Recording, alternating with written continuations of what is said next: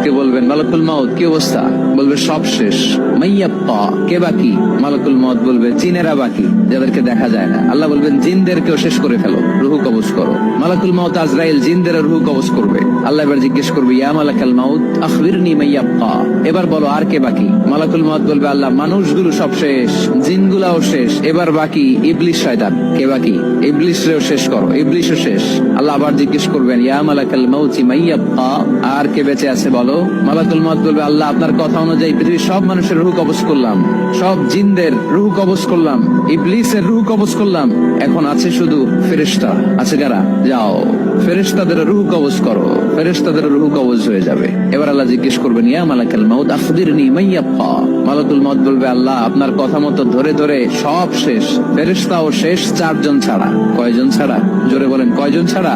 ইসরাফিল, জিব্রাইল, মিকাইল, আজরাইল। আল্লাহ এই 4 জন আমরা বাকি। আল্লাহ বলবে, যাও ইযহাব ইনতালিক ইলা জিবরিল ওয়াকবাদ রূহা, জিব্রাইলের রূহ কবজ করো। ইযহাব ইলা ইসরাফিল ওয়াকবাদ রূহা, ইসরাফিলের রূহ কবজ করো। ইযহাব ইলা মিকাইল ওয়াকবাদ রূহা, রূহ কবজ করো। ওই 3 ফেরেশতাও শেষ। এবার আল্লাহ তাআলা জিজ্ঞেস করবেন, ইয়া মালাকাল মাউত আখবিরনি মাইয়াব্বা, হে মালাকুল মাউত আর কে বাকি আছে বলো?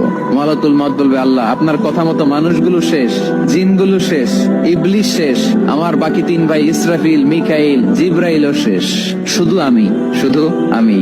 আল্লাহ বলবেন, কেউ নাই? মালাকুল মাউত বলবে, না আল্লাহ কেউ নাই। এবার আল্লাহ তাআলা বলবেন, মালাকুল মাউত তুমি তো সবাই রে মারছো, এবার তুমি মরো, এবার তুমি মরো, তুমি মরো।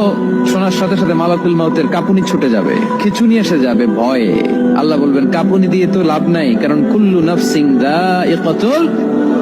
রব্বুল আলামিন বলবেন, মালাকুল মাউত কেঁদো না, এটাই দুনিয়ার বিধান, আমি আল্লাহর দেয়া বিধান, এটাই, জন্মালেই মরতে হয়। যাও, জান্নাত জাহান্নামের মাঝখানে একটা জায়গা আছে, জায়গাটার নাম হলো আরাফ। এই আরাফের মধ্যখানে যে দাঁড়া, ওখানে যে মালাকুল মাউত কাঁপতে থাকবে।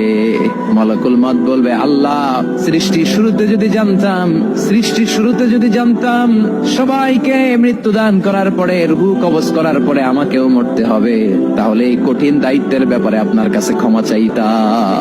আজকে আমারও যে ভাগ্য বরণ করে নিতে হবে সৃষ্টির শুরুতে, আমি এটা কল্পনাই করতে পারি নাই। আল্লাহ বলবেন, নো টক, মুত ইয়া মালাকাল মাউত, মর, মরে যা, মুত, মরে যাও।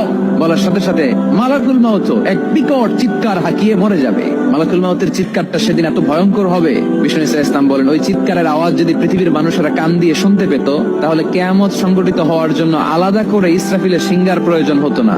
ওই চিৎকারের আওয়াজে প্রতিটা মানুষ কানের পর্দা ফেটে ওই জায়গায় লাশ হয়ে পড়ে যেত। এবার ডানে বায়ে, সামনে পেছনে, উপরে নিচে কেউ নাই, একজন ছাড়া। জোরে বলতে হবে, তিনি কে?